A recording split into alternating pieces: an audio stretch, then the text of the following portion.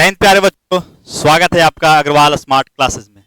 मैं आपके साथ देशमुख सर आज लेकर आया हूँ क्लास 10th के वो वीवीआई प्रश्न जो आपके एग्जाम के दृष्टिकोण से बहुत ज़्यादा महत्वपूर्ण है। ये प्रश्न अभी तक शायद से यूट्यूब पर नहीं कराए गए हैं और वो आपके लिए लेकर आए हैं हम। जो पीवाईक्यू हैं 2 अंक वाले हैं। पिछले 10 सालों में जितने भी 2 अंक के वीवीआई पूछे गए हैं वो सभी आपके सामने हम कराने वाले हैं। तो बने रहिए हमारे साथ, और अभी तक आप चैनल को सब्सक्राइब नहीं किए हैं तो कर दीजिए, लाइक और शेयर कर दीजिए। चलिए चलते हैं आगे। पहला प्रश्न है कि जो आपने पहला चैप्टर में पढ़ा होगा यूरोप में राष्ट्रवाद, पढ़े हो सभी? हाँ, यूरोप में राष्ट्रवाद पढ़े होगे तो उसमें मेजनी कौन था दिया होगा। ये प्रश्न पूछा गया है 2019 में, 2021 में और 2024 में। ये बहुत ज़्यादा इंपॉर्टेंट है, हर एग्जाम में बार बार पूछा जाता है। ये 2015 में भी पूछा गया था। आप अगर आपके पास क्वेश्चन पेपर होगा तो देख लीजिएगा निकाल कर, 19, 21, 2024 में।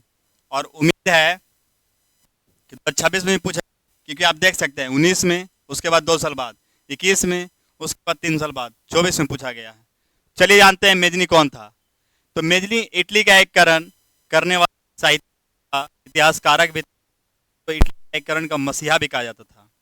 देखिए, मेजनी इटली का एक साहित्यकार, विचारों का समर्थक और योग्य सेनापति था। उसे इटली का एकीकरण का मसीहा का उसने यंग इटली और यंग यूरोप का संस्था का स्थापना किया था। यंग यूरोप और यंग इटली का संस्थापना कौन किया था?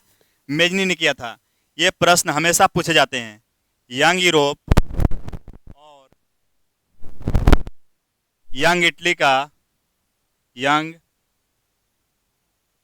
का स्थापना किसने किया था? तो मेजनी ने किया था। चलिए आगे जानते हैं। दूसरा प्रश्न है जो 2022 के एग्जाम में पूछा गया है और उम्मीद है कि इस बार भी एग्जाम में पूछा ही जाएगा। एग्जाम में पूछा क्या जाएगा, दांडी यात्रा का क्या उद्देश्य था? यानी मानना है कि दांडी यात्रा शुरू किसने किया था। तो दांडी यात्रा शुरू करने वालों का नाम था महात्मा गांधी। महात्मा गांधी इसको शुरू करने के लिए बहुत कम लोगों के साथ निकल पड़े थे। मात्र 10-15 लोग उनके साथ थे और उनके साथ ही दांडी की ओर निकल पड़े थे। देखते ही देखते उनके पीछे हजारों की संख्या में लोग निकल पड़े और नमक कानून, यही दांडी यात्रा के दौरान नमक कानून को तोड़कर उन्होंने विरोध किया था। इसका मुख्य उद्देश्य समुद्र से नमक बनाकर नमक कानून को तोड़ना था, यानी नमक कानून का उल्लंघन करना था और पूरे देश में सविनय आंदोलन की शुरुआत करना था। सविनय अवज्ञा का अर्थ क्या होता है? सविनय का मतलब था विनती करके अवज्ञा करना, मतलब रिक्वेस्ट करके उसका अवज्ञा कर देना। ठीक है, उसी को बोलता है सविनय। तो इसका मुख्य उद्देश्य क्या था? दांडी यात्रा का मुख्य उद्देश्य क्या था? मुख्य उद्देश्य पानी से नमक बनाकर नमक कानून को तोड़ देना था। देश सविनय अवज्ञा आंदोलन की शुरुआत करना था, क्योंकि मतलब से बोल के हम आपके इस कानून का कर रहे हैं और उस कानून को तोड़। ठीक है, अगला प्रश्न है औद्योगिकीकरण ने प्रभावित किया। हम सभी जानते हैं औद्योगिकीकरण मतलब बड़े बड़े उद्योग का लगना। जब बड़े बड़े उद्योग लगेंगे तो जाहिर सी बात है डायरेक्ट मजदूरों पर प्रभाव पड़ेगा, क्योंकि मजदूर छोटे छोटे काम करते थे, उनके पास स्किल नहीं है, कुछ भी नहीं है, तो बड़े बड़े उद्योगों में तो वो जा ही नहीं सकते। तो डायरेक्ट उनके आजीविका पर प्रभाव पड़ने लगा। अगर छोटे छोटे वो कोई काम करते थे तो मशीन लगने लगा, रुक गए, कुटीर उद्योग बंद हो गए। कैसे प्रभावित किया? मशीनों के आने से कुटीर उद्योग बंद हो गए, यानी छोटे गए, जिससे मजदूर बेरोजगार हो गए। क्या हो गए? गंदी बस्तियों में रहना पड़ा और काम की स्थितियां बहुत दयनीय हो गई। गंदी बस्तियां जिन्हें स्लम कहा गया, स्लम बस्ती, ऐसी बस्ती जो वो मतलब एक रूम है उसमें सब कोई सो रहा है, लड़का लड़की मर्द पुरुष सब कुछ एक साथ सो रहे हैं, सब कुछ खुले में, सब शौच वौच सब कुछ व्यवस्था है। मतलब उन लोगों का जिंदगी एक नरक से कम नहीं था, उसी को बोला जाता था। तो जब बड़े बड़े उद्योग ना तो मजदूर सारे बेरोजगार हो गए। छोटे उद्योगों में काम करने का। बड़े उद्योग में गए तो ना तो उनके पास कोई स्किल था, ना तो काम करने का ढंग था। तन पर गंदी बस्तियों में रहने रहने को मजबूर कर दिया गया। यही प्रभावित किया किसको? आजीविका को, मजदूरों की आजीविका को। ये था तीसरा प्रश्न पूछा गया है। अगला है सलाम कैसे हुई, यानी 2016 और 2020 में पूछा गया है। ठीक है, सलाम अभी बताया कि गंदी में रहने को मजबूर हो गए थे, उन्हीं को बोला जाता था सलाम। देखो क्या था, औद्योगिकरण जब तलाश में शहरों में आए, बताए थे कि औद्योगिकरण जब आया था तो उनको ऐसे ही फुसला बहलाकर शहरों में ले जाया जाता था कि चलिए वहां पे आपको बढ़िया बढ़िया पैसा दिया जाएगा, गाड़ी दिया जाएगा। कुल मिलाकर गाड़ी उड़ी कुछ नहीं दिया जाता था, वही स्लम में रहना ही पड़ता था उनको। जब शहरों में आए तो उनके रहने के लिए जगह की कमी थी। वे कारखानों के पास छोटे, तंग और गंदे स्थानों पर रहने लगे, जिसे स्लम कहा गया। क्या कहा गया? स्लम कहा गया। अभी भी जो ट्रेन गुजरती है उस पास में झोपड़ी होंगे, उनमें भी कोई किसी प्रकार की कोई व्यवस्था नहीं है। वो लोग भी कहीं कहीं वो एक तरह से अभी के टाइम में उससे तुलना की जाए नहीं है, पूरी तरह से सलाम। तो औद्योगिकरण के दौरान जब मजदूर काम के शहरों में आए तो उनके जगह की कमी थी। वे कारखानों के पास तंग और गंदे स्थान पर रहने को मजबूर हो गए, जिसे क्या कहा गया? सलाम। बोल सकते, सलाम कहा गया, सलाम कहा गया। आगे हम लोग जान सर्वहारा में पूछा गया है, 2021 और 2024 में पूछा गया है। उम्मीद है 99% उम्मीद। सर्वहारा वर्ग, कौन वर्ग? सर्वहारा वर्ग, समाज का वह वर्ग जिस किसान, आम श्रमिक, आम गरीब लोग शामिल।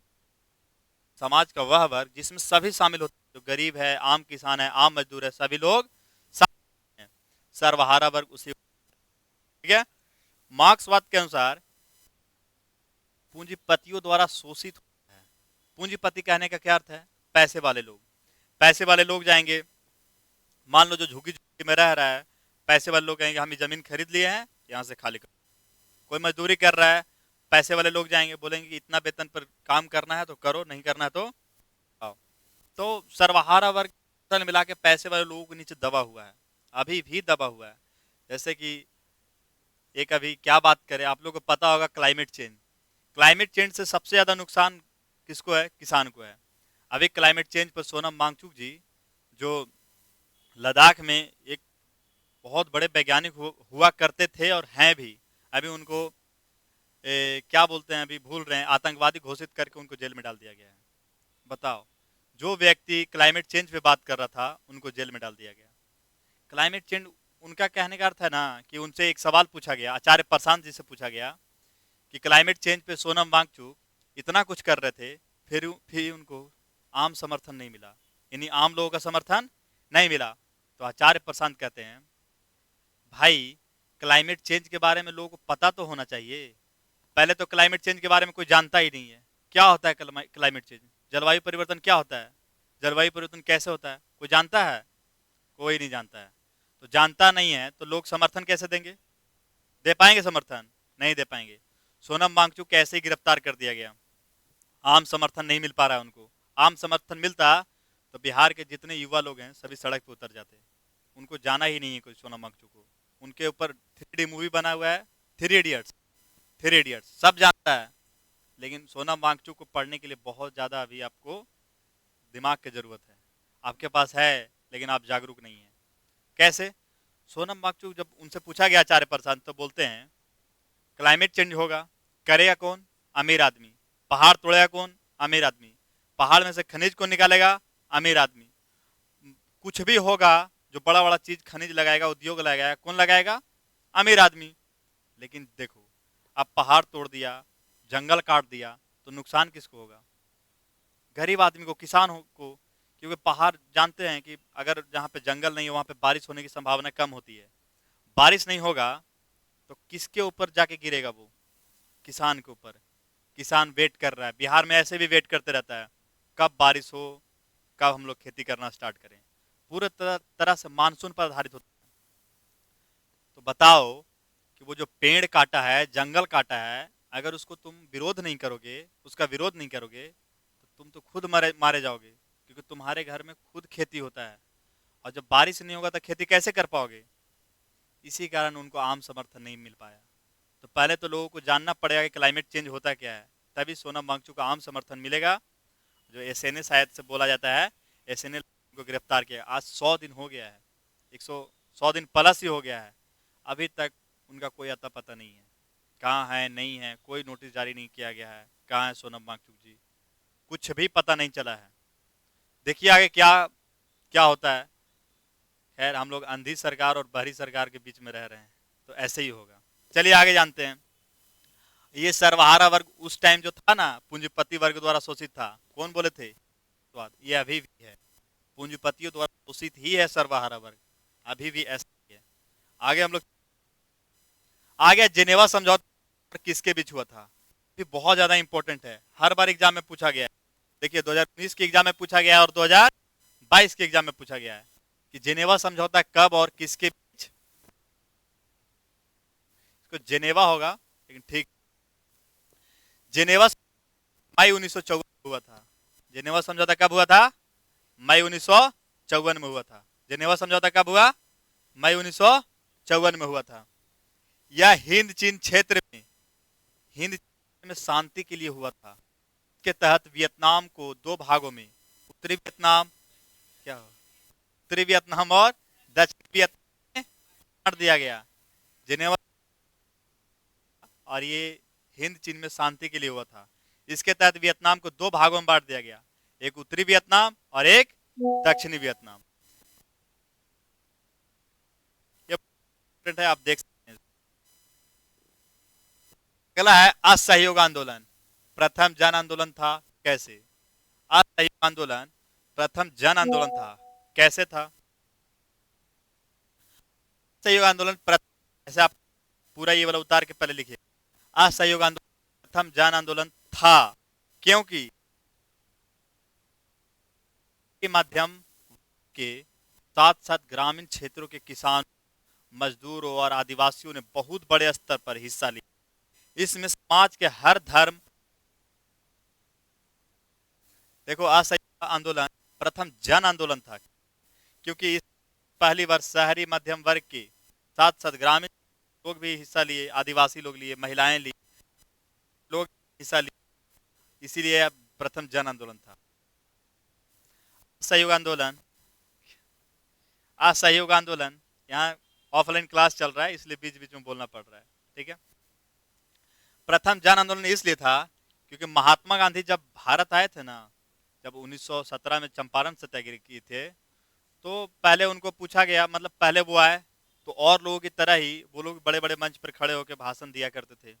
देखे वो लोग जब इंडिया में आए तो पूरे इंडिया घूमे आराम से, घूमने के बाद वो सब चीज़ को देखे बढ़िया से, देख ताक के उनको पता चला कि बड़े लोग जो पढ़े लिखे लोग हैं वो तो जन समर्थन दे रहे हैं, वो तो देश को आज़ादी कराने की बात कर रहे हैं, लेकिन जो पढ़े लिखे नहीं हैं, जो अनपढ़ हैं, जो किसान हैं, जो मजदूर हैं, जो महिलाएं हैं, जो एक दूसरे अलग अलग धर्म के लोग हैं, वो आंदोलन में सही तरीके से आ नहीं रहे हैं। तब गांधी जी ने गांव गांव घूमना शुरू किया। जब गांव गांव घूमे तो गांधी जी को लोग जान पाए, समझ पाए। पहले पहले जितने भी बड़े नेता थे गांव गांव नहीं घूमते थे, कोई भी किसानों के पास जाते नहीं थे, मजदूरों के पास जाते ही नहीं थे। गांधी जी इस चीज़ को पकड़ लिए और वो गांव में गए, किसानों के पास गए, मजदूरों के पास गए, महिलाओं के पास गए, अलग अलग धर्म के पास गए, जितने भी धर्म के गुरु थे उनके पास गए, सबके पास गए। तभी ये जानते हो गांधी जी के पास बहुत ज़्यादा पैसा था, वो चाहते तो जिंदगी ठाट बाट से जीते एकदम, लेकिन वो तुम लोग देखा होगा, एक हाथ में लाठी, धोती, बस उतने पर वो पूरा जिंदगी गुजार दिए। वो इसलिए गुजारे ना कि भारत में गांव के लोग, गांव के किसानों को, मजदूरों की स्थिति बहुत ज़्यादा खराब थी, तो गांव के लोगों से उनको जन समर्थन मिला। इसलिए अंग्रेज लोग डरते थे गांधी जी से, क्योंकि गांधी जी को अगर कुछ होता था, इसलिए गांधी जी हर बार में आंदोलन कर देते थे, कुछ होता था रुक जाते थे वो। तुरंत रूस जाते थे, रूस फूल के बैठ जाते थे, बहुत जिद्दी थे। और अंग्रेज लोग डरता था कि इनको कुछ होता तो जो पहले बड़े स्तर पर विरोध हो रहा था, छोटे छोटे स्तर पर जो कुछ लोग विरोध कर रहे थे, गांधी जी को इतना जन समर्थन मिलता था ना कि पूरा अंग्रेज देख के दंग हो जाता था कि वन मैन आर्मी है। उनको तो एक ने था कि गांधी जी एक वन मैन आर्मी है, एक अकेला आर्मी है वो, जो पूरे को हिला सकता है। ठीक है, इसीलिए अंग्रेज लोग डरते थे। अंग्रेज इसलिए भी डरते थे कि गांधी जी को कुछ हुआ तो 1857 जैसी क्रांति न हो जाए। 1857 बिरकुल, झांसी की रानी, ये सब आगे। अगला प्रश्न है 8वां, जो कि है रॉलेट एक्ट क्या था और इसे कानून क्यों कहा गया। देखो, अभी जो सोनम वांगचुक जी को उठाया गया है ना, वो पूरा यही कानून है, रॉलेट एक्ट। यही पूरी कानून है, ना कोई वकील, ना कोई अपील और ना कोई दलील, कुछ नहीं। वैसे ही सोनम वांगचुक के साथ हो रहा है। हमको जितना अगर कोशिश करे ना सोनम वांगचुक जी को, मतलब उनका आवाज पहुंचाने का लोगों तक, हम करेंगे। हम किसी से डरते नहीं है, पहली बात तुम लोग को भी बता दे रहे हैं, नहीं डरते हैं। बहुत तरह तरह के लोग मिलेंगे, बोलते हैं कि तुम इस पे काहे बोल रहा है, इस पे मत बोलो, इस पे आप क्यों बोल रहे हैं, नहीं बोलिए। हम सीधे बोलते हैं, तुम बताएगा तब हम बोलेंगे, हाँ? तुम बोलेगा तब बोलेंगे। तो सोनम वांगचुक के जो अभी रॉलेट एक्ट है, पूरा अंग्रेजों वाला कानून है। कोई भी ऐसा कानून नहीं है जो बदला गया हो, पूरी के पूरी तरह से अंग्रेजों वाला कानून इंडिया में लागू है। ठीक है, और अगर पीड़ित नहीं कोई हो रहा है, कोई महिला पुरुष कोई अलग अलग धर्म पीड़ित नहीं हो रहे हैं, तो सिर्फ इसकी वजह से, की वजह से, की वजह से। नहीं तो ऐसा कोई कानून नहीं है जो अंग्रेजों का। रॉलेट एक्ट भी वही वाला है। तो चलिए जानते हैं रॉलेट क्या था और इसे पूछा गया 2017 में, पूछा गया नहीं जाएगा, बोल 2021 2021 में भी पूछा गया, लेकिन उतना नहीं बोलना, डिस्टर्ब। आगे 2019 में पारित रॉलेट सरकार किसी भी भारतीय को बिना मुकदमा जेल में डाल सकती थी। क्या सोनम वांगचुक जी को गिरफ्तार किया गया? सोनम वांगचुक, क्या रॉलेट एक्ट नहीं है? इन पे कोई मुकदमा चला? डायरेक्ट उठाया गया, रातों रात उठा के इनको डाल दिया गया जेल में। तो 1919 में पारित रॉलेट एक्ट के तहत ब्रिटिश सरकार किसी भी भारतीय को बिना मुकदमा चलाए जेल में डाल सकती थी। इसमें ना कोई अपील, ना कोई दलील और ना कोई अपील का प्रावधान। इसलिए भारतीयों ने इसे क्या कहा? काला कानून कहा। लाला लाजपत राय हो जाता से मार कर उनकी हत्या कर दी जाती है। तो लाला लाजपत राय मरते समय बोले थे, मेरे सर पर लाठी की एक एक प्रहार अंग्रेजों का किल साबित, और वही हुआ भी, वही हुआ। भगत सिंह, चंद्रशेखर आजाद, ये सब ऐसे ऐसे क्रांति पैदा हुए उसके बाद जो कि सत्ता हिलाकर धर। काला कानून कहकर इसका कड़ा विरोध, यही था रॉलेट एक्ट। रॉलेट एक्ट बिना कोई दलील और वकील का प्रावधान था। चलिए आगे जानते हैं। ये 2017 और 2021 के एग्जाम में पूछा गया है। 9वां है, जर्मनी के एकीकरण था। ये मेजनी बार पूछ रहा है, तो आप लोग 5 नंबर वाले में भी मेजनी को और 2 नंबर वालों में तो जाना ही जाना है। मेजनी से बहुत ज्यादा प्रश्न पूछे जाते हैं। तो प्रश्न है, जर्मनी के एकीकरण में मेजनी का योगदान था। ये एग्जाम में पूछा गया है, 2019 के एग्जाम में पूछा गया है और 2023 के एग्जाम में पूछा गया है। ठीक है, 2015, 2019 और 2023 के एग्जाम में गया है।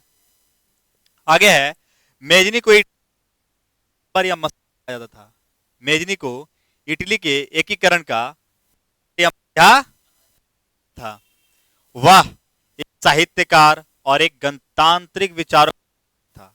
उसने 1831 में यंग इटली नामक संस्था की स्थापना की थी। यंग इटली का स्थापना कब किया था? 1831 में यंग इटली नामक संस्था की स्थापना की थी, जिसने युवाओं में राष्ट्रवाद की भावना जगाई। राष्ट्रवाद की भावना जगाई। हालांकि वह पूरी तरह सफल नहीं हुआ, लेकिन उसने एकीकरण का आधार तैयार कर दिया। कोई भी इंसान पूरी तरह सफल नहीं होता है, लेकिन आधार देता है। मेजनी को इटली के एकीकरण का पैगंबर या मसीहा कहा जाता है।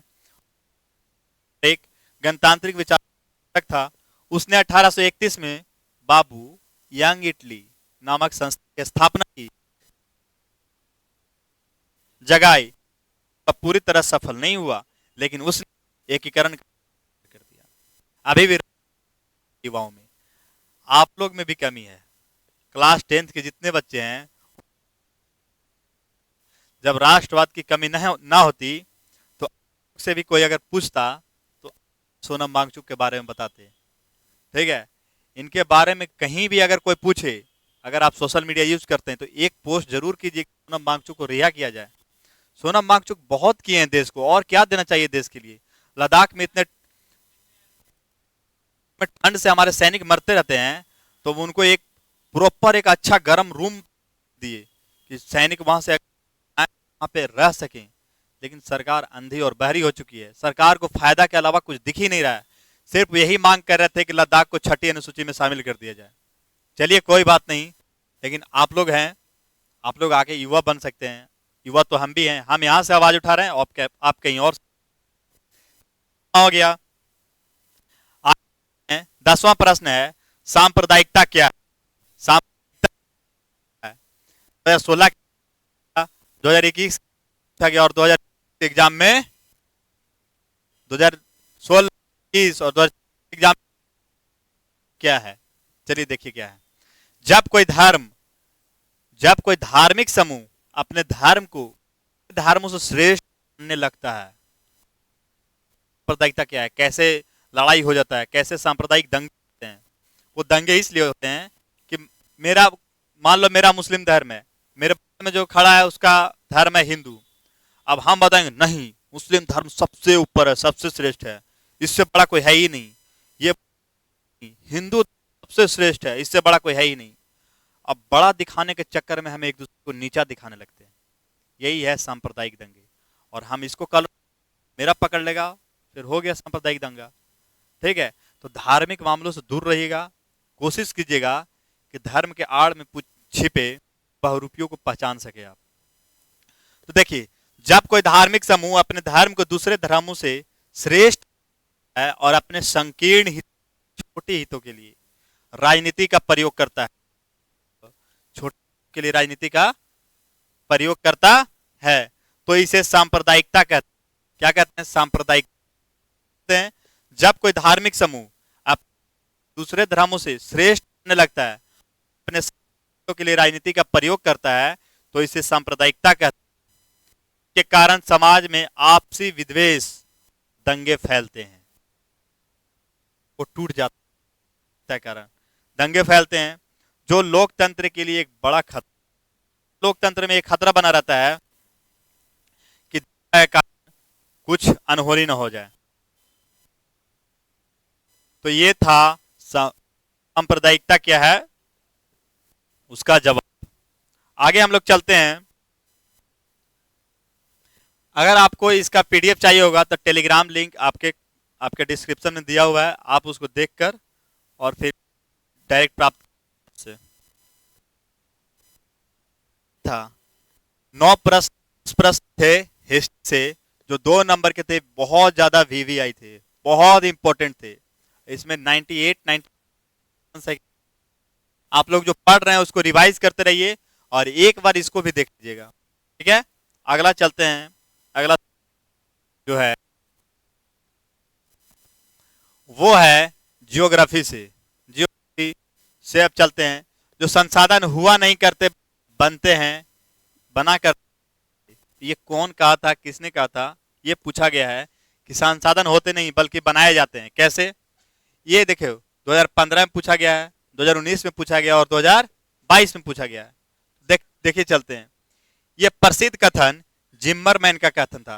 किसका था? जिम्मरमैन का। जानते हैं कैसे? तो जिम्मरमैन बोलते हैं, जैसे बॉडी होता नहीं है, बनाया जाता है। कैसे? तो जिम जाके। तो वही जिम्मरमैन, कौन बोला था? जिम्मरमैन। इसका अर्थ है प्रकृति में मौजूद वस्तुएं तब तक नहीं बनती जब तक मनुष्य अपनी तकनीकी और से उन्हें मान लो ये पेन है और पेन ऐसे ही फेंका हुआ है, संसाधन है, ये संसाधन नहीं है। जब तक मनुष्य इसको उठा के देखो, इसको बना के लिखने का प्रयास करने लगा, लिखाया जा रहा है इससे, देखो लिख रहे हैं, तो ये उपयोग हो गया। क्या हो गया? को बोलेंगे संसाधन। क्या बोलेंगे? संसाधन। संसाधन। तो संसाधन होते नहीं, बनाए जाते हैं। किसका कथन है? जिम्मरमैन का। किसका कथन है? जिम्मरमैन का। जिम्मरमैन का। इसका अर्थ है प्रकृति में मौजूद वस्तुएं तब तक संसाधन नहीं बनती जब तक और बुद्धि से उनका प्रयोग करना शुरू न कर दे। ये 2 नंबर का सवाल है और ये बहुत ज्यादा इंपॉर्टेंट। आप देख सकते हैं 2015 में पूछा गया है, 2019 में पूछा गया और 2022 में पूछा गया है और 2026 में भी पूछेगा, तो अगला बार और ज्यादा इंपॉर्टेंट हो जाएगा। ठीक है, आगे चलते हैं।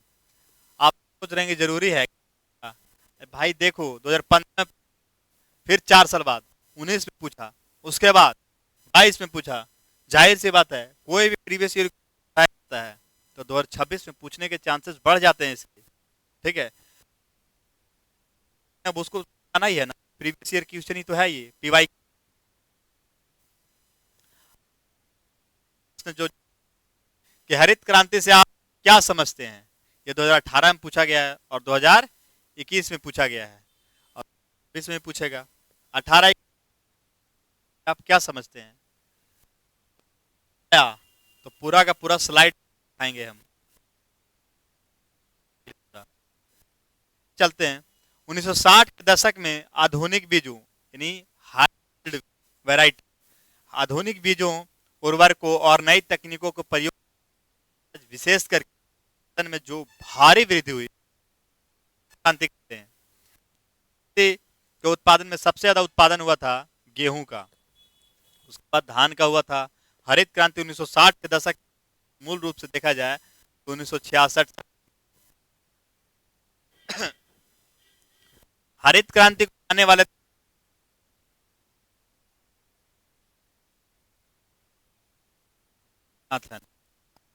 शुरुआत इन्होंने ही की, डॉक्टर एम एस स्वामीनाथन ने।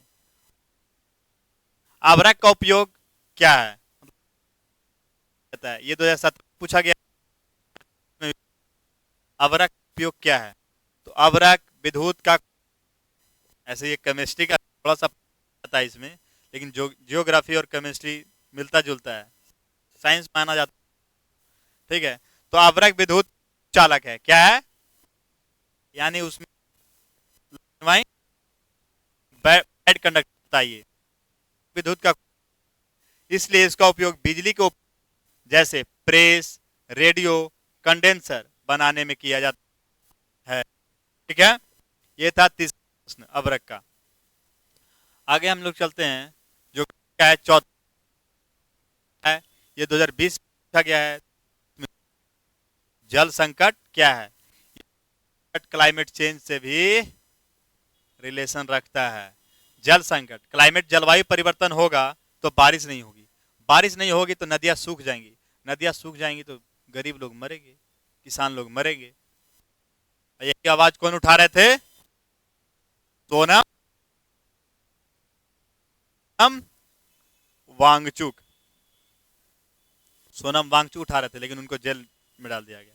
आगे चलते हैं कि बढ़ती जनसंख्या और जल के अति दोहन, जल के अति दोहन, जल को बहुत ज्यादा अनुपयोगी है। जैसे कि बड़ी बड़ी फैक्ट्रियां लग रही हैं तो तो जल से ही काम होता है भाई, तो जल का बहुत ज्यादा है। जब उपयोग के लिए स्वच्छ जल की कमी हो जाती है तो इसी संकट कहते हैं, संगठन नहीं, जल संकट कहते हैं। क्या कहते हैं? जल संकट कहते हैं।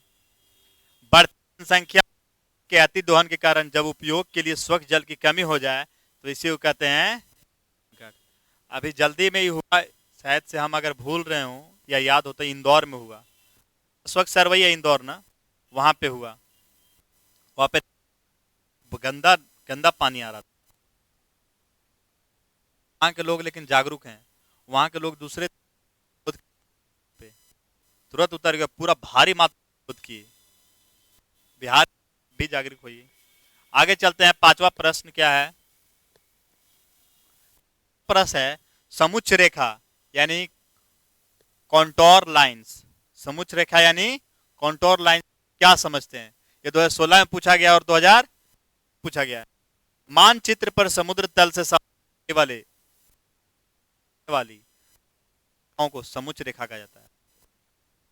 समुद्र कहा जाता है। मानचित्र पर समुद्र वाले स्थानों को मिलाने वाली अपनी रेखा को समुच्च रेखा कहा जाता है। इस ढाल और ऊंचाई दिखाने के लिए किया जाता है। समुच्च रेखा का उपयोग ढाल दिखाने के लिए किया जाता है। ठीक है, आगे हम लोग चलते हैं, जो कि है मृदा संरक्षण के 2 उपाय लिखें। संरक्षण के 2 उपाय लिखें। सॉइल कंजर्वेशन 2 उपाय लिखना है, जो 2018 में पूछा गया है, 2021 में पूछा गया और 2000। मृदा संरक्षण जो बहुत ज्यादा इंपॉर्टेंट है बिहार के दृष्टिकोण, एग्जाम के दृष्टिकोण से। संरक्षण पहला, पहाड़ी सीढ़ी नुमा खेती। ये चाय की खेती सीढ़ी नुमा होता है ताकि पानी वहां पे लगे नहीं। जब भी पानी की आवश्यकता हो ऊपर से गिराए और उसको देते देते पानी नीचे आ जाए, जिससे और मृदा का भी संरक्षण कटेगा नहीं। तो पहाड़ी क्षेत्र खेती करना से पानी का बहाव कम होता है और मिट्टी कम है। दूसरा है वृक्षारोपण। अधिक से अधिक पेड़ लगाकर मिट्टी की पकड़ मजबूत। अभी अलग ही चल रहा है वृक्षारोपण के मुकाबले में। हमारे माननीय प्रधानमंत्री जी श्री नरेंद्र दामोदर दास मोदी ये एक पेड़ लगाते हैं और लाखों पेड़ काटने का टेंडर दे देते हैं अडानी जी को। एक पेड़ मां और 1 लाख पेड़ बाप के नाम। ठीक है, यानी एक पेड़ मां के नाम लगाते हैं हमारे नरेंद्र दामोदर दास मोदी जी, और 1 लाख पेड़, हजारों करोड़ पेड़ काटने का टेंडर देते हैं। नहीं बोल सकते, ठीक है, लेकिन अडानी जी को दे देते हैं। मित्र हैं, दोस्ती निभाते हैं और देश को गर्त में डालते जा रहे हैं। ठीक है, एक पूरा कोड़ काड़ के एकदम एक पेड़ लगाते हैं शुद्ध तरीके से और जन जागरूकता फैलाते हैं कि देखिए हम पेड़ लगा रहे हैं, और दूसरी ओर टेंडर देके दिखाते हैं कि देखिए हम पेड़ काट रहे हैं। कटवाइए पेड़। ठीक है, अरावली को ऐसे ही ऑर्डर दे दिया गया, लेकिन ठीक ठाक चल रहा है। आगे हम लोग चलते हैं, अगला खनिज से आप क्या समझते हैं? खनिजों के संरक्षण एवं से आप समझते हैं? ये 2019 के एग्जाम में पूछा गया है और 2000 जानते हैं। खनिज संसाधन क्या है? सीमित हैं। इनका विवेकपूर्ण उपयोग करना, बर्बादी को रोकना और आने वाले पीढ़ी के लिए इन्हें बचा कर रखना चीजों का संरक्षण और प्रबंधन कराता है।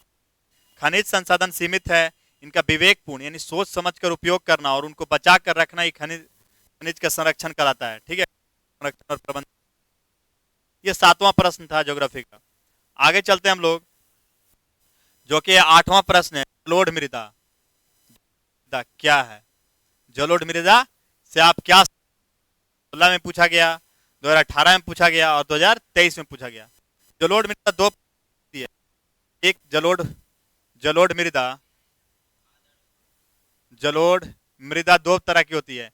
पहला होता है खादर मिट्टी और दूसरा होता है बांगर मिट्टी। खादर आपको नदियों के किनारे मिलेंगे, जो भी गंगा नदी है या कोई भी नदी है, बाढ़ आती है, बाढ़ का पानी या नदी का पानी जब आता है ना तो मिट्टी बहा कर लाता है, उसके किनारे जितनी होती है खादर। क्या होती है? खादर। अब बांगर से आप याद रख सकते हैं कि बांगर बहुत मजबूत होता है। बांगर पुरानी मिट्टी को कहता है, तो सब्जी उत्पादन सबसे ज्यादा खादर में होता है। किस होता है? चलिए जलोढ़ मृदा। वैसी मिट्टी जो नदियों द्वारा बहा कर लाए गए निक्षेपों यानी अवसादों से बनती, बहुत ज्यादा बहा कर लाया गया रहा है, तो जो भी मिट्टी कट कट के आ रहा है ना, उसी को कहते हैं। वैसी मिट्टी जो नदियों द्वारा बहा कर लाए गए निक्षेपों या अवसादों से बनती है, मृदा कहते हैं। क्या कहते हैं? जलोढ़। यह मिट्टी बहुत उपजाऊ होती है और भारत के उत्तरी विशाल मैदान में होती है। भारत का तो जो उत्तरी विशाल मैदान है उसमें जलोढ़ मृदा काफी पाई जाती है, क्योंकि उत्तर उत्तर भारत में नदियों का मात्रा होती है जो धान और गेहूं के लिए उपयोगी होती है। जलोढ़ मृदा में पोटास की मात्रा अधिक होती है जो धान और गेहूं के लिए अत्यधिक उपयोगी होती है। चलिए अगला प्रश्न जानते हैं जो कि 9th नंबर होगा।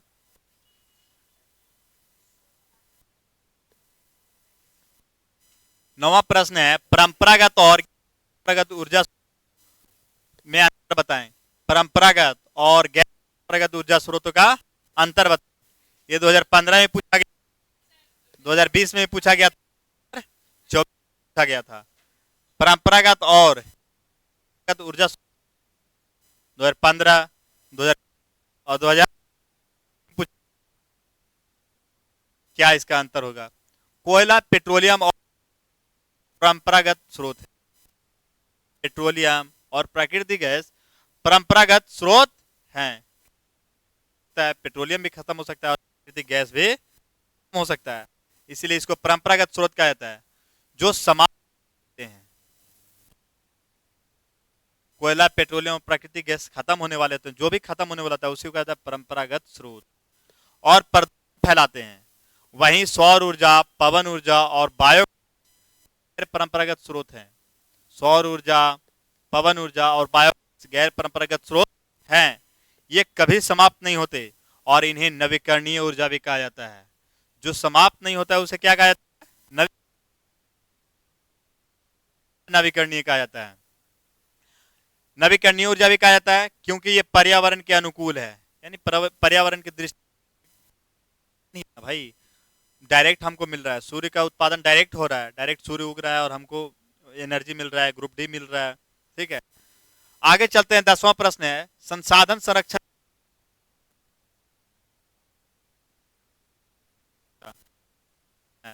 2014 में पूछा गया, 2017 में पूछा गया और 2000। चलिए जानते, संसाधन सीमित और इनके अंधाधुंध उपयोग से पर्यावरण संकट पैदा हो सकता है। संसाधन सीमित होते हैं और इनके अंधाधुंध उपयोग से पर्यावरण, संसाधनों का विवेकपूर्ण और योजनाबद्ध तरीके से उपयोग ही संरक्षण कहलाता है। संसाधनों का उपयोग संसाधन कहलाता है। यह भविष्य की पीढ़ी के लिए संसाधनों के बचाने और पारिस्थितिक तंत्र का संतुलन बनाए रखने के लिए अनिवार्य है।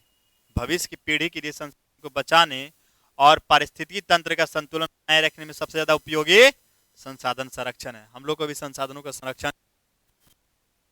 आगे हम लोग चलते हैं। प्रश्न है, सौर ऊर्जा का उत्पादन, सौर ऊर्जा का उत्पादन कैसे होता है? कैसे होता है सौर ऊर्जा का उत्पादन? ये 2018 में पूछा गया है, 2021 में पूछा गया है और 2024 में पूछा गया है। सौर ऊर्जा का उत्पादन कैसे होता है? तो देखिए, सौर ऊर्जा का उत्पादन सूर्य की किरणों को फोटोवोल्टिक सेल के माध्यम से सीधे बिजली में बदलकर किया जाता है। देख रहे हो, सौर ऊर्जा का उत्पादन, सौर ऊर्जा का उत्पादन सूर्य की किरणों को फोटोवोल्टिक सेल के माध्यम से सीधे बिजली में बदलकर किया जाता है। यह ऊर्जा का एक नवीकरणीय और प्रदूषण मुक्त ऊर्जा से प्रदूषण नहीं फैलता है, सीधे बिजली के रूप में जाता है फोटोवोल्टिक सेल के द्वारा। यह ऊर्जा का एक नवीकरणीय प्रदूषण मुक्त स्रोत है। पश्चिम राज्यों जैसे गुजरात और राजस्थान में इसकी अपार है। प्यारे बच्चों, सौर ऊर्जा का गुजरात और राजस्थान में क्यों है? क्योंकि गुजरात और राजस्थान में रेगिस्तान के कुछ इलाके हैं। रेगिस्तान जब सूर्य आती है रेगिस्तान को पूरा गर्म कर देती है, और गर्म कर देगी तो उसमें सौर ऊर्जा का उत्पादन बढ़ने की संभावनाएं अत्यधिक बढ़ जाती हैं। 11वां आगे हम लोग अगला चैप्टर हो जाएगा पॉलिटिकल साइंस, यानी कि सिविक्स। सांप्रदायिकता क्या है?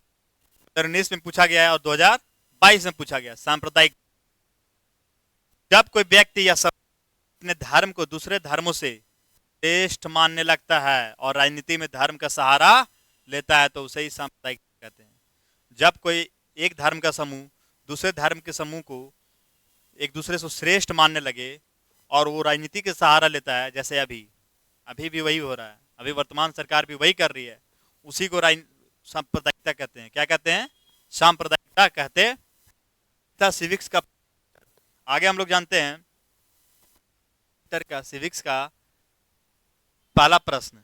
दूसरा प्रश्न है दबाव समूह से आप क्या समझते हैं? दबाव मतलब अपने अपने जरूरत मांगों को मनवाना, मतलब अपने हितों की पूर्ति के लिए उस पर दबाव डालना कि ये हमको दो, ये हमारी मांग को कहते हैं दबाव समूह। चलिए याद हैं, ये 2018 में पूछा गया था और 2000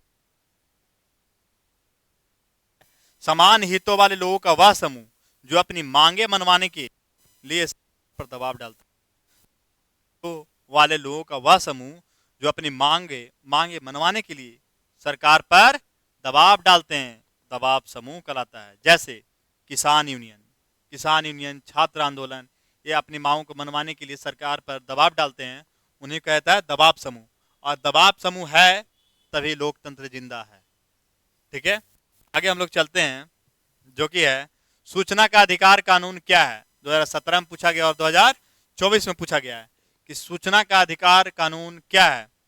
देखो प्यारे बच्चों, सूचना का अधिकार कानून 2005 में पास हुआ था, राजस्थान में ये आया था पहली बार। सूचना का अधिकार, सूचना के अधिकार के तहत आप अपने गांव के मुखिया जी या फिर कोई भी अधिकारी है तो उसके पूरा सूचना निकाल सकते हैं। आप पूरा सूचना निकाल सकते हैं। शायद से 10 रुपया फी लगता है, 30 दिन के अंदर आपको सूचना मिल जाएगा कि मुखिया जी कितना पैसा खर्च किए, कहाँ पे खर्च किए, कितना पैसा सरकार से आया, सब चीज इसमें दे देगा सूचना के अधिकार में। राइट टू इन्फॉर्मेशन जिसको बोलते हैं RTI, सूचना के अधिकार को 2005 में लागू इस कानून के तहत देश का कोई भी नागरिक सरकार से किसी भी विभाग की जानकारी मांग सकता है। यह भ्रष्टाचार रोकने में सहायक है। इससे भ्रष्टाचार रुकता है, 2005 में लागू हुआ था RTI। इस कानून के तहत देश का कोई भी नागरिक सरकार से किसी भी विभाग की जानकारी मांग सकता है। यह भ्रष्टाचार रोकने में बहुत ज्यादा सहायता करता है। ठीक है, आगे हम लोग चलते हैं, जो कि चौथा प्रश्न होगा, वो है कि गुप्त मतदान, सीक्रेट बैलेट क्या है? गुप्त मतदान। ठीक है, ये पूछा गया 2017 के एग्जाम में और 2022 के एग्जाम में। तो मतदान की वह प्रक्रिया जिसमें मतदाता अपनी पसंद के उम्मीदवार को बिना किसी के दबाव के और बिना अपनी पसंद जाहिर किए वोट देता है, इसे पूरी तरह गोपनीय रखा जाता है। यानी कोई भी मतदाता है वो बिना किसी के दबाव में आकर अपने पसंद से बिना किसी को बताए गुप्त तरीके से वोट देता है, उसे क्या कहा जाता है? गुप्त मतदान। क्या कहा जाता है? गुप्त मतदान।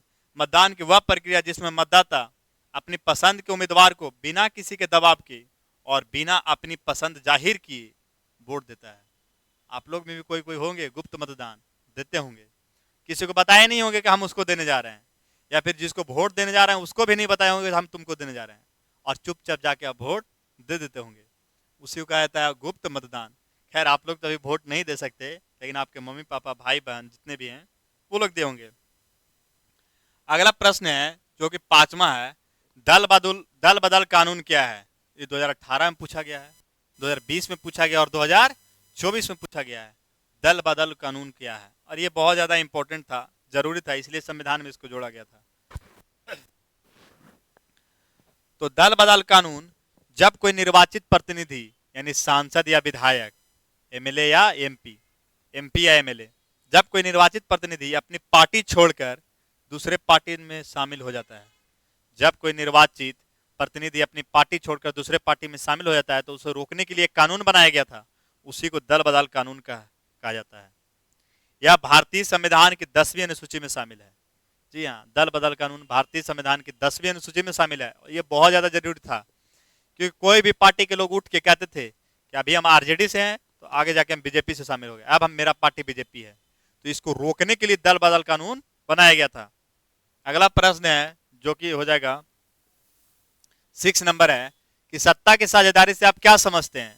सत्ता की साझेदारी से आप क्या समझते हैं? ये 2017 में पूछा गया, 2021 में पूछा गया और 2025 में भी पूछा गया था कि सत्ता की साझेदारी से आप क्या समझते हैं? 2017, 2021 और 2025 2025 में पूछा गया, जब देश की शासन व्यवस्था में समाज के हर वर्ग, धर्म और भाषाई समूह के हिस्सा दिया जाता है तो उसे सत्ता की साझेदारी कहते हैं। जब देश की शासन व्यवस्था में हर वर्ग को समान रूप से हिस्सा दिया जाता है तो उसी को कहते हैं सत्ता की साझेदारी। यह लोकतंत्र के लिए अनिवार्य होता है। जी हाँ दोस्तों, सत्ता की साझेदारी लोकतंत्र के बहुत ज्यादा अनिवार्य होता है, क्योंकि इससे सामाजिक समूहों के बीच आपसी टकराव कम होता है। ठीक है, सामाजिक समूहों के बीच आपसी टकराव कम होता है और राजनीतिक स्थिरता आती है। अगला हम लोग जानते हैं 7वां प्रश्न, जो कि आपके सामने है। नगर पंचायत के कार्यों का उल्लेख करें। 2014 में पूछा गया है, 2019 में पूछा गया है और 2022 में पूछा गया है कि नगर पंचायत के कार्यों का उल्लेख करें। बहुत ज्यादा इंपॉर्टेंट है ये सब प्रश्न, ये बार बार एग्जाम में पूछे जाते हैं कि नगर पंचायत क्या क्या कर सकता है उसके बारे में। तो नगर पंचायत का मुख्य कार्य शहर की सफाई करना, पीने के पानी की व्यवस्था करना, सड़कों पर रोशनी स्ट्रीट लाइट का प्रबंध करना और जन्म मृत्यु दर पंजीकरण करना, और यह छोटे शहरों या ग्रामीण से शहर क्षेत्र में बदल रहे इलाकों के विकास की देखरेख करती है। देखो, नगर पंचायत का मुख्य कार्य शहर की सफाई करना है। पहला क्या है? शहर की सफाई करना। दूसरा क्या है? पीने वाले पानी की व्यवस्था करना। तीसरा है सड़कों पर रोशनी का प्रबंध करना। अभी सभी के गांव में एक सोलर पैनल वाला लाइट लगाया गया है। ठीक है, तो यही होता है नगर पंचायत का कार्य। अगला, ये 2014 में पूछा गया है, 2019 में पूछा गया और 2022 में पूछा गया है। आगे हम लोग चलते हैं। अगला है कि राजनीतिक दल के किन्हीं दो कार्यों को लिखें। राजनीतिक दल है, उनके क्या क्या कार्य हैं, दो कार्यों की लिखना है। पहला है 2016 में पूछा गया है, 18 में पूछा गया है और 2022 में पूछा गया है। राजनीतिक दल के किन्हीं दो कार्यों की लिखना है जो 2016, 18 और 2022 में पूछा गया है। अत्यधिक संभावना है कि 2026 में यह प्रश्न आएगा। चलिए जानते हैं। पहला राजनीतिक दल क्या करता है? चुनाव लड़ता है। क्या करता है? चुनाव लड़ता है। राजनीतिक दल अपने उम्मीदवार खड़े करते हैं और सत्ता प्राप्त करने का प्रयास करते हैं। पहला काम है उनका चुनाव लड़ना। कोई भी राजनीतिक पार्टी है, पहला काम है उसका चुनाव लड़ना। चुनाव लड़ कोशिश करता है कि हम किसी तरह सत्ता प्राप्त कर ले, हम सरकार में। दूसरा है लोक मत का निर्माण करना। वे जनता की समस्याओं को उठाते हैं और सरकार की नीतियों पर चर्चा करके जनता को जागरूक करते हैं, जिससे जनमत तैयार होता है। जी हाँ, वे जनता की समस्याओं को उठाते हैं और सरकार की नीतियों पर चर्चा करते हैं। मान लो विपक्षी है, कोई सरकार में नहीं है, तो वो जनता की जो भी जनता का मांग है उसको विपक्ष की पार्टी उठाएगी, बोलेगी कि इसकी मांग को पूरा कीजिए, जिससे लोक मत का निर्माण होता है और जनमत तैयार हो जाता है उससे। जो कि 8वां प्रश्न था, सिविक्स था, 2016, 2018, 2022 में पूछा गया है। इसको याद कर लीजिएगा। अगला प्रश्न है जो दूसरा है कि लोक मत का निर्माण। वे जनता की समस्याओं को, इसी में है लोक मत का निर्माण।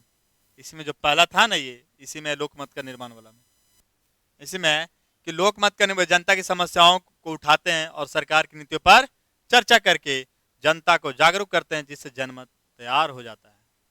ठीक है बच्चों, अगला प्रश्न हम लोग जानते हैं जो कि है कि परिवारवाद क्या है। ये 2015 में पूछा गया है, 2021 में पूछा गया और 2024 में पूछा गया है कि परिवारवाद क्या है, क्या होता है परिवारवाद। चलिए जानते हैं। जब किसी राजनीतिक दल में सर्वोच्च पद और निर्णय लेने की शक्ति एक ही परिवार के सदस्यों के पास रहती है। जब किसी राजनीतिक दल में सर्वोच्च पद और निर्णय लेने की शक्ति एक ही परिवार के सदस्यों के पास रहती है तो उसे परिवारवाद कहते हैं। क्या कहते हैं? परिवारवाद। अभी इंडिया में खूब परिवारवाद है, सभी पार्टियों में परिवारवाद चल रहा है, पूरी पार्टी में। यह लोकतंत्र के लिए हानिकारक है क्योंकि इसमें योग्य व्यक्तियों की जगह वंश के आधार पर पद दिए जाते हैं। जो योग्य व्यक्ति है उनको अधिकार नहीं दिया जाता उच्च निर्णय लेने के लिए, परिवार के ही सदस्यों को दिया जाता है। इसी को कहा जाता है परिवारवाद। इसको क्या कहा जाता है? परिवारवाद। तो ये रहा था आपका सिविक्स था। क्या था? सिविक्स। अब थोड़ा पानी पी लेते हैं और इसके बाद आपके प्रश्न पर चलते हैं, जो कि जाएगा इकोनॉमिक्स।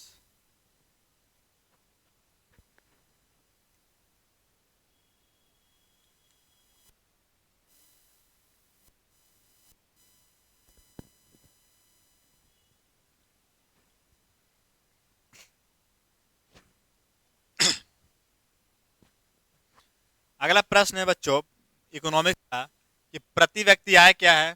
प्रति व्यक्ति आय per capita income, P C I, per capita income. ये 2016 में पूछा गया है, 2020 में पूछा गया और 2023 में पूछा गया है। प्रति व्यक्ति आय क्या है? तो देश की कुल राष्ट्रीय आय को जब कुल जनसंख्या से भाग दिया जाता है तो प्राप्त राशि को प्रति व्यक्ति आय कहते हैं। पीसीआई बराबर क्या होता है?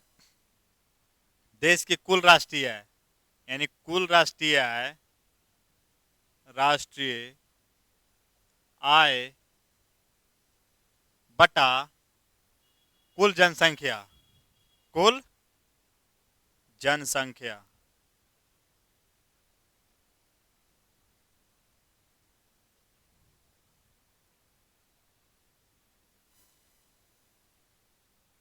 कुल राष्ट्रीय आय बटा कुल जनसंख्या, पीसीआई, यानी कि कुल राष्ट्रीय आय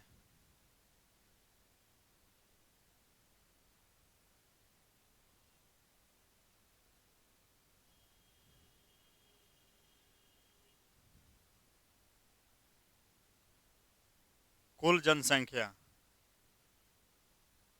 इसी को कहा जाता है पीसीआई। क्या कहा जाता है? पीसीआई। यही है प्रति व्यक्ति आय। 2016 में पूछा गया, 2020 में पूछा गया और 2023 में पूछा गया है। प्रति व्यक्ति आय बराबर कुल जनसंख्या, जनसंख्या बटा कुल राष्ट्रीय आय, इसी को कहा जाता है। अगला प्रश्न हम लोग चलते हैं, तो दूसरा होगा बचत क्या है। बचत क्या है? 2018 में पूछा गया और 2021 में पूछा गया है कि बचत क्या है, सेविंग क्या है। तो कुल आय और उपभोग के अंतर को बचत कहते हैं। अरे भाई, जितना मेरे पास इनकम आया, 50 रुपया इनकम आया और 20 रुपये खर्च हो गया, तो कितना बचा? 30 रुपया, तो उसी को बचत कहते हैं। आप सभी के जीवन में ये जरूर होता होगा। कुल आय मतलब कितना पैसा मेरे पास है और कितना खर्च हुआ, इन दोनों को जब घटाएंगे तो निकल के क्या आएगा? बचत, सेविंग आएगा। क्या आएगा निकल के? सेविंग आएगा। अगला प्रश्न हम लोग चलते हैं, जो तीसरा प्रश्न होगा वो है, तीसरा है क्रेडिट कार्ड क्या है। ये 2019 के एग्जाम में पूछा गया और 2022 के एग्जाम में पूछा गया है। क्रेडिट कार्ड क्या है? तो यह बैंक द्वारा जारी एक प्लास्टिक कार्ड है जिसके माध्यम से धारक अपनी जमा राशि से अधिक एक निश्चित सीमा तक सामान एवं सेवाओं उधार खरीद सकता है। क्रेडिट कार्ड उसको दिया जाता है ना कि मान लो, जो मतलब अधिकतर क्रेडिट कार्ड पैसों वालों को दिया जाता है। एक प्लास्टिक की मुद्रा है जिसको मान लो कि हम क्रेडिट कार्ड दे दिए और उसके अकाउंट में पैसा खत्म हो गया, 50 रुपया पैसा है अकाउंट में और 100 रुपये का सामान लेना है, तो क्रेडिट कार्ड से आप वो सामान खरीद सकते हैं। बाद में वो चुकाना पड़ता है 1 महीने के अंदर, लेकिन आप वहाँ पे उस टाइम खरीद सकते हैं। चलिए, क्रेडिट कार्ड समझ में आ गया। यह बैंक द्वारा जारी एक प्लास्टिक कार्ड है जिसके माध्यम से धारक अपनी जमा राशि से अधिक एक निश्चित सीमा तक सामान एवं सेवाएं उधार खरीद सकता है। अगला प्रश्न है, बाह्य स्रोती किसे कहते हैं? आउटसोर्सिंग किसे कहते हैं? 2019 में पूछा गया और 2023 में पूछा गया है। आउटसोर्सिंग यानी बाह्य स्रोती किसे कहते हैं? जब कोई बहुराष्ट्रीय कंपनी या संस्था अपनी आंतरिक सेवाओं के बजाय किसी बाहरी संस्था या समूह से काम करवाती है, उसी को कहा जाता है बाह्य स्रोती। यानी जब कोई बहुराष्ट्रीय कंपनी या संस्था अपनी आंतरिक सेवाओं के बजाय किसी बाहरी संस्था या समूह से काम कराती है, जैसे कॉल सेंटर सेवाएं, तो उसे बाह्य स्रोती आउटसोर्सिंग कहते हैं। भारत इसका बड़ा केंद्र है। भारत आउटसोर्सिंग का बहुत बड़ा केंद्र है। बहुत सारी कंपनियां हैं जो भारत में, जो विदेशों में बैठकर भारत में काम करवाती हैं। बहुत सारे भारत की भी कंपनी हैं जो कहीं बैठे हुए हैं, कहीं और काम करवा रहे हैं। कॉल सेंटर से तो बहुत ज़्यादा होता है। तो ये होता है बाह्य स्रोती आउटसोर्सिंग। 2019 में और 2023 में पूछा गया है। अगला प्रश्न है, मिश्रित अर्थव्यवस्था, मिक्स्ड इकोनॉमी क्या है? ये 2016 में पूछा गया और 2021 में पूछा गया है। वैसी अर्थव्यवस्था जहां उत्पादन के साधनों पर सरकार और निजी व्यक्ति दोनों का स्वामित्व होता है। वैसी अर्थव्यवस्था जहां उत्पादन के साधनों पर सरकार और निजी व्यक्ति यानी प्राइवेट व्यक्ति का स्वामित्व होता है। भारत में भी ऐसी यही मिश्रित व्यवस्था ही है। ठीक है, उसी को कहा जाता है मिश्रित व्यवस्था। भारत एक मिश्रित अर्थव्यवस्था वाला देश है। भारत में सरकार का भी स्वामित्व है और प्राइवेट व्यक्ति का भी स्वामित्व है, तो उसी को कहा जाता है मिश्रित अर्थव्यवस्था। अगला प्रश्न है, सकल घरेलू उत्पाद यानी जीडीपी, ग्रॉस डोमेस्टिक प्रोडक्ट की परिभाषा दें। ये 2018 में पूछा गया है, 2022 में पूछा, 20 में और 2023 में। ये बोर्ड एग्जाम का फेवरेट है। 2018, 2020 और 2023 में पूछा गया। किसी देश की भौगोलिक सीमा के भीतर एक वित्तीय वर्ष में उत्पादित सभी अंतिम वस्तुओं और सेवाओं के कुल मौद्रिक मूल्य को ही सकल घरेलू उत्पाद कहते हैं। किसी देश की भौगोलिक सीमा के भीतर एक वित्तीय वर्ष में उत्पादित सभी अंतिम वस्तुओं और सेवाओं के कुल मौद्रिक मूल्य को क्या कहा जाता है? घरेलू उत्पाद कहा जाता है। फिर से, किसी देश की भौगोलिक सीमा के भीतर एक वित्तीय वर्ष में उत्पादित सभी अंतिम वस्तुओं और सेवाओं के कुल मौद्रिक मूल्य को सकल घरेलू उत्पाद कहा जाता है। यह किसी भी देश की अर्थव्यवस्था की मजबूती और विकास दर को मापने का सबसे प्रमुख मानक है। किसी भी अर्थव्यवस्था को अगर मापना है तो जीडीपी वहां का देखा जाता है। भारत की अर्थव्यवस्था माना जाता है कि अभी शायद से 4 ट्रिलियन हुआ है, 4 ट्रिलियन हुआ है। तो भारत की जीडीपी अभी अर्थव्यवस्था अच्छी मानी जा रही है कि पिछले कई सालों से इतना नहीं था, अभी बढ़ा है, तो अच्छी बात है। तो किसी भी देश के अगर देखना है कितना देश मजबूत है तो वहां के जीडीपी देखा जाता है। ठीक है, आगे हम लोग चलते हैं। स्वयं सहायता समूह एसएचजी क्या है? ये 2017 में, 2021 में और 2024 में। स्वयं सहायता का समूह क्या है? आपके गांव में भी होगा, आपके बगल में भी होगा, आपकी मम्मी भी इसमें शामिल होंगी। इसमें सहायता समूह में होता है ना कि 15 या 17 औरतें मिलकर और एक समूह का निर्माण करती हैं, पैसा जमा करती हैं, समय आने पर उसमें से निकालती हैं, उसी को कहा जाता है स्वयं सहायता समूह। यह 15-20 व्यक्तियों, मुख्यतः महिलाओं का एक अनौपचारिक समूह होता है जो अपनी छोटी छोटी बचत को इकट्ठा करते हैं। समूह के सदस्य जरूरत पड़ने पर कम ब्याज दर पर ऋण ले सकते हैं, कर्ज ले सकते हैं। यह ग्रामीण क्षेत्रों में गरीबी दूर करने और महिलाओं को आत्मनिर्भर बनाने में सहायक होता है। स्वयं सहायता समूह बहुत ही ज़्यादा गांव में अभी बहुत ज़्यादा महत्वपूर्ण है गांव के लिए, क्योंकि गांव में 15-20 महिलाएं इकट्ठा होकर एक समूह बनाती हैं और उसमें ये संगठन नहीं होता, औपचारिक नहीं होता है, मतलब रजिस्ट्रेशन हुआ नहीं रहता है इसका। वो सारी महिलाएं कुछ कुछ पैसा इकट्ठा करती हैं और जरूरत पड़ने पर कर्ज लेती हैं उस समूह से, कम ऋण पर, कम ब्याज दर पर, और कर्ज लेती हैं और अपनी आवश्यकताओं को पूरा करती हैं। ठीक है, उसी को कहा जाता है। ये महिलाओं को आत्मनिर्भर बनाने का एक प्रमुख सहायक है। ठीक है, आगे चलते हैं। आर्थिक संरचना, इकोनॉमिक इंफ्रास्ट्रक्चर क्या है, इसके बारे में जानते हैं। ये भी एग्जाम में पूछा गया है। ये सभी सेवाएं और सुविधाएं जो देश के आर्थिक विकास का आधार होती हैं, उन्हें आर्थिक संरचना कहते हैं। वे सभी सेवाएं और सुविधाएं जो देश के आर्थिक विकास का आधार होती हैं, वे सभी सेवाएं और सुविधाएं जो देश के आर्थिक विकास का आधार होती हैं, उन्हें आर्थिक संरचना कहते हैं। इसके अंतर्गत परिवहन, संचार, बैंकिंग, बिजली और बीमा जैसी सुविधाएं आती हैं। ठीक है, जिस देश की आधारभूत संरचनाएं जितनी मजबूत होती है वह देश उतना ही विकसित होता है। ठीक है, जिस देश की आधारभूत संरचना जितना विकसित होगा वह देश उतना ही विकसित कहलाता है। ठीक है बच्चों, तो ये था इकोनॉमिक्स का 8वां प्रश्न। कितना प्रश्न था? 8वां प्रश्न। चलिए आगे हम लोग जानते हैं, क्योंकि अगला प्रश्न आपके सामने ये है, उपभोक्ता के कर्तव्य क्या है? उपभोक्ता के कर्तव्य क्या है, यानी कि कंज्यूमर के क्या कर्तव्य हैं, ग्राहक के क्या कर्तव्य हैं। 2017 में पूछा गया है, 2020 में पूछा गया और 2024 में पूछा गया है। देखिए, सामान खरीदते समय उपभोक्ता को रसीद और गारंटी कार्ड जरूर लेना चाहिए। कभी भी उपभोक्ता ग्राहक है, कोई भी सामान खरीद रहे हैं तो आप रसीद दीजिए और गारंटी कार्ड, जो कि अगर मिल पाए तो जरूर लेना चाहिए। ये हुआ उपभोक्ता का कर्तव्य हो गया। अगला जो है आपके सामने वो आपदा से है। ठीक है, और ये ना हम लिख दे रहे हैं कि भी आई है। ये बहुत ज़्यादा इम्पोर्टेंट है, बहुत ही ज़्यादा इम्पोर्टेंट है। ये 2017 में पूछा गया, 2021 में पूछा गया और 2024 में पूछा गया है। यही एग्जाम सेम पूछा गया है। भूकंप और सुनामी के बीच अंतर स्पष्ट करें। भूकंप और सुनामी के बीच अंतर स्पष्ट करें। देखो, भूकंप क्या है? पृथ्वी की सतह पर होने वाले कंपन को भूकंप कहते हैं। पृथ्वी की सतह पर अगर धरती हिल रहा है तो उसी को कहा जाता है भूकंप। पृथ्वी की सतह पर होने वाले कंपन को भूकंप कहते हैं। ठीक है, आगे है सुनामी। जब भूकंप समुद्र की तल में आता है, समुद्र का जो तल है उसमें भूकंप आता है और ऐसे उठता है, पानी की लहरें ऐसे उठता है और पूरा एकदम ऊंचाई छू लेता है, उसी को कहा जाता है सुनामी। जब भूकंप समुद्र की तली में आता है तो समुद्र की लहरें बहुत ऊंची उठने लगती है, जिसे क्या कहा जाता है, सुनामी कहा जाता है।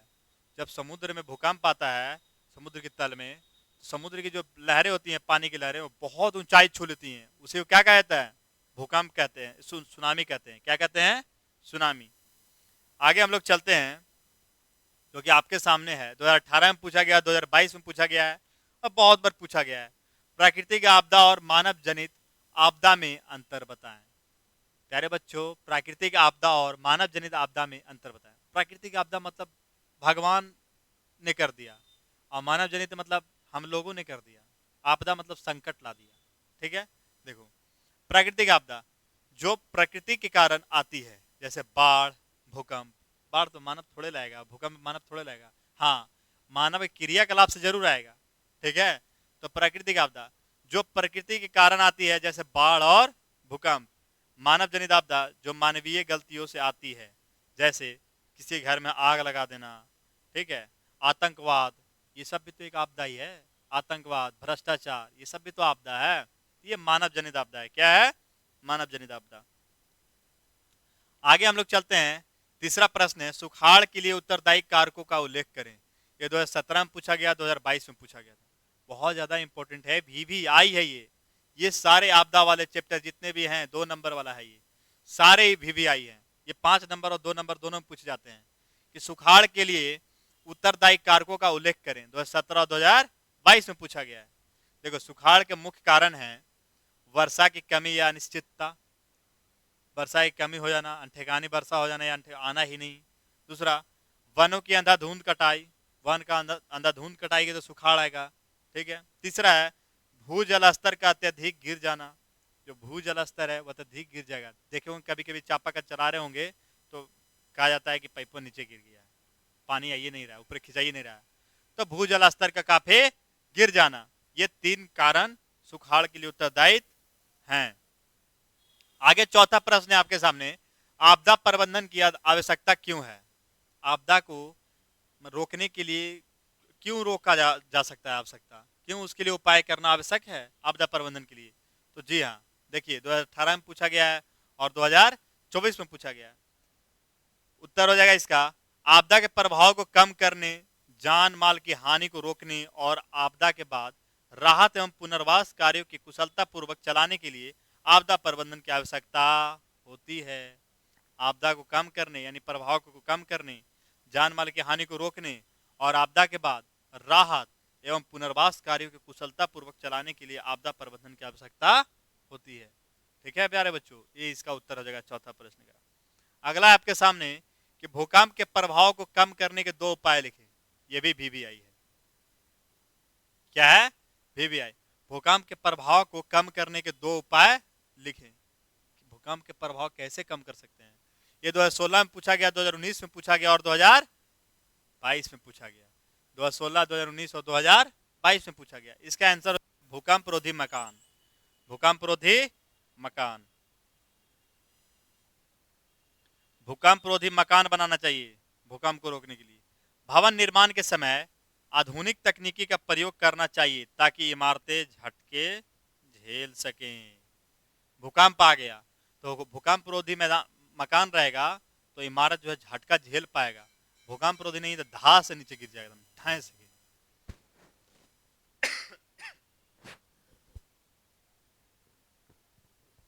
अगला है, दूसरा है जन जागरूकता बढ़ाना चाहिए।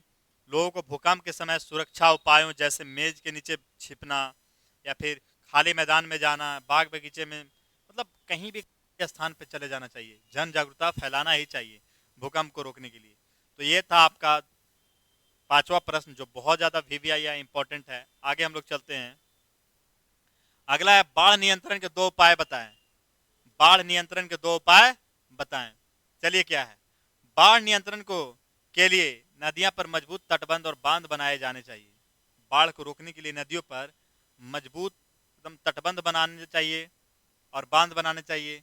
ये 2015 में पूछा गया, 2018 में पूछा गया और 2021 में पूछा गया। इसके अलावा नदियों की तली की सफाई और बड़े पैमाने पर वृक्षारोपण करना चाहिए ताकि पानी का वेग कम हो सके। नदियों की तली की सफाई और बड़े पैमाने पर वृक्षारोपण करना चाहिए ताकि पानी का वेग कम हो सके। यह था 10वां प्रश्न। क्या था? 10वां प्रश्न। आगे है, उसी से है, सुनामी से बचाव के किन्हीं 2 उपाय को लिखें।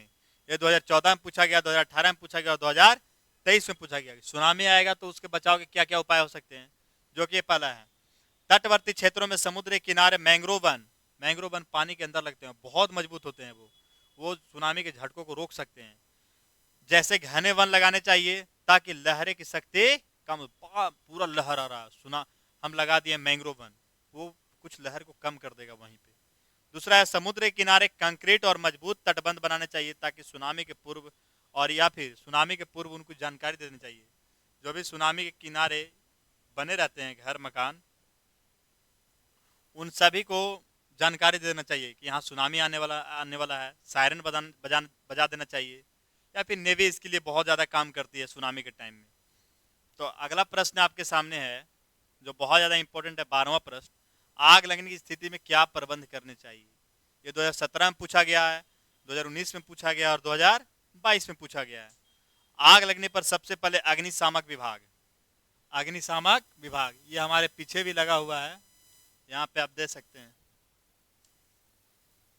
ऐसे ही इसका प्रयोग ज़्यादा करना चाहिए आग लगने की स्थिति में। इसको यहाँ से खोला जाता है और पाइप से आग को बुझाया जाता है। सबसे ज़्यादा इंपॉर्टेंट ये वाला हो जाता है, महत्वपूर्ण होता है ये, ठीक है। तो आगे हम लोग देखते हैं, इसको पहले रख देते हैं यहाँ पे। तो देखिए, आग लगने पर सबसे पहले अग्निशमन विभाग यानी फायर ब्रिगेड को सूचित करना चाहिए। फंसे हुए लोगों को बाहर निकालना और प्राथमिक उपचार देना चाहिए। यदि संभव हो तो अग्निशमन यंत्र, जो अभी आपके सामने मैंने दिखाया ये वाला, यही है अग्निशमन यंत्र, का प्रयोग करना चाहिए। और आग फैलने वाले रास्तों से वहां पे सबको हटा देना चाहिए, ठीक है। ये था आपका क्लास 10 का सबसे ज़्यादा इंपॉर्टेंट VVI प्रश्न। आप अपने कमेंट बॉक्स में ज़रूर लिखिएगा कैसा लगा। आपका PDF चाहिए तो टेलीग्राम लिंक डिस्क्रिप्शन बॉक्स में दिया हुआ है, आप उसमें से टेलीग्राम पे फॉलो कर लीजिए, चैनल से जुड़ जाइए और वहाँ से आप PDF प्राप्त कर लीजिए। तब तक के लिए मिलते हैं अगले क्लास में, तब तक के लिए जय हिंद।